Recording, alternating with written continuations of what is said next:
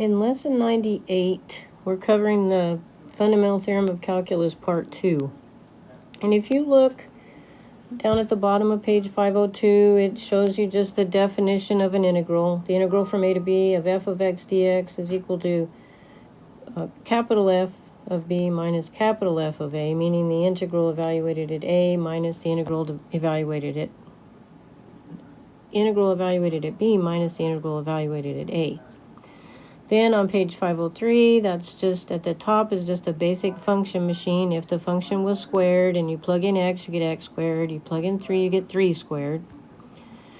Then the next one says integrates the function f and evaluates it from t equals a to t equals x. So that's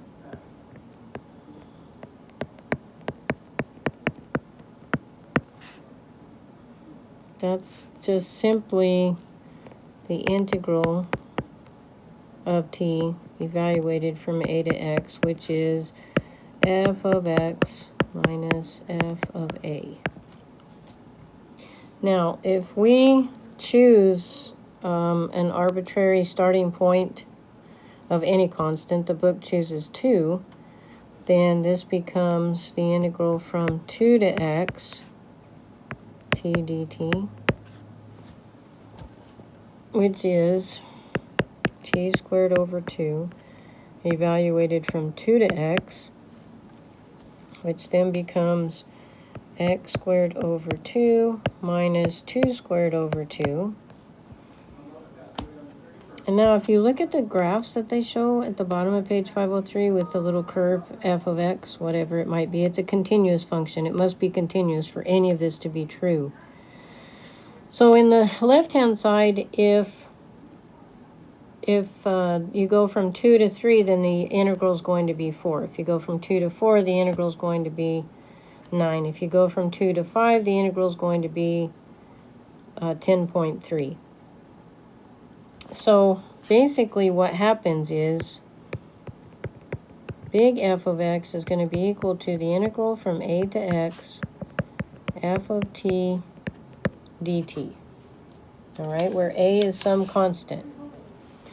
So over on page 504, it shows you that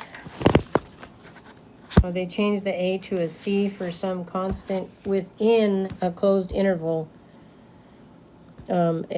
Any closed interval. C has to be inside that interval. So they rewrite this to say the derivative of this function is equal to the derivative of this integral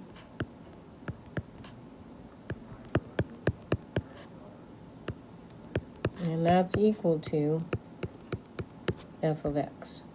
All right, so let's see how this is going to work. It looks pretty complicated. It's really very simple. On page 504, I know after some of the lessons we've had in the last couple of weeks, we need simple. Notice in the formula,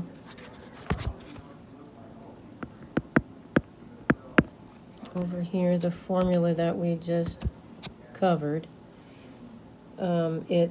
the x has to be up here on the top. It has to be a number down here going to x. Remember, if we flip integrals over and we put the x down here and the c up here, what do we have to do to the answer? Right, we have to multiply it by a negative. So just keep that in mind because we are going to have one of those. All right, so here's how simple this is. Because of the fundamental theorem of calculus, this right here is just going to be equal to this function right here evaluated at x. So it would just be x squared. So literally, we're changing the variable of integration to x.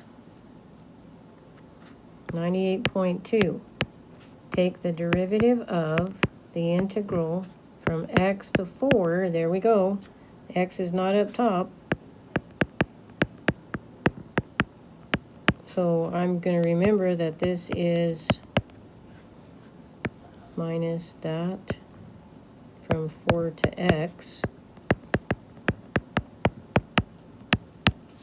Okay, now because the x is up here, the variables are going to change to x's. So this will be minus sine of x over x.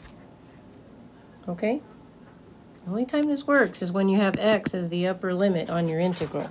And of course it has to be a continuous function to start with. All right, on top of page 1205. Take the derivative of the integral from 17 to x, so this one's okay, e to the minus t squared dt. So what's that going to be?